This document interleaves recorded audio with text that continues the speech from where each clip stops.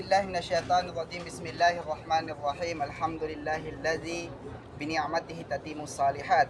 So, nandito naman po tayo at kasama po din natin si Ustaz Muhammad Rodriguez at siya po ay magbibigay sa atin ng kaalaman kung bakit nga po ba ipinadala pa si Muhammad pagkatapos ni Isha. Ano Jesus? Okay, Bismillahirrahmanirrahim. Alhamdulillahi Rabbil Alamin. Assalatu wassalamu ala asrafil mursalin Sayyidina Muhammadin wa ala alihi wa sahbihi ajma'in wa ba'd. Assalamualaikum warahmatullahi wabarakatuh. Bilang isang Kristiyano, natuklasan ko bilang kagandahang loob mula sa Allah.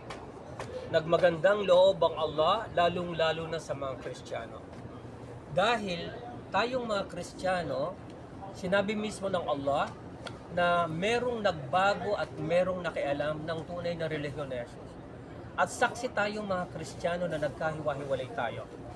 Kung gusto ko halimbawang maligtas, hahanapin ko ang tunay na katuruan ni Jesus sa loob ng kakristyanuhan. Kapag pinili ko halimbawa ang Iglesia ni Cristo, ang paniniwala sa Iglesia ni Cristo, si Jesus ay isang propeta lamang.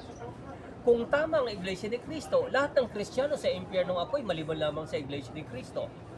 Pero kung ang tama ay Seventh-day Adventist, ibig sabihin Sabadista, gayong binayolate na Jesus ang Sabat sa Biblia, kaya tayong mga Kristiyano na nakararami ay hindi tayo nagpa-practice ng Sabat.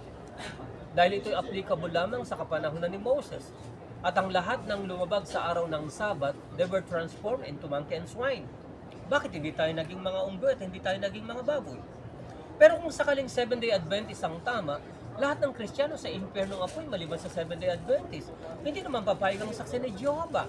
Dahil ang Diyos nila ay si Jehovah. Kung ang tama naman ay saksi ni Jehovah, lahat ng Kristiyano sa impyernong apoy maliban sa Seventh-day Adventist o Jehovah's Witnesses. So hindi naman papayag ang born again. Hindi naman papayag si Kibuloy, si Eli Soriano, si Eddie Villanueva. Lahat na inagaangkin na sila ang tama at ang ibang mali. Na kung kaya nagmagandang loob ang Allah, ibinalik niya ang tunay na turo ni Jesus sa pamamagitan ng pagkakapahayag ng Quran kay Propeta Muhammad sallallahu alaihi wasallam.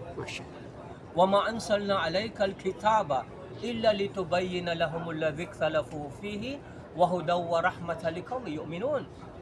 Hindi namin ibinaba sa iyo o Muhammad ang Quran, meaning ang aklat, ito yung Quran, kundi upang linawin ng malinaw na pagkakalinaw ang hinggil sa mga bagay na hindi na nila napagkakasuduan sa isa't isa, kung patungkol sa reliyon at sa mga lituntunin ito.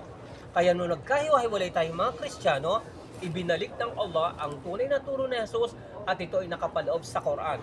Na kung ano yung itinuro niya, ito rin ang itinuro ng lahat ng mga naunang propeta kaysa sa kanya.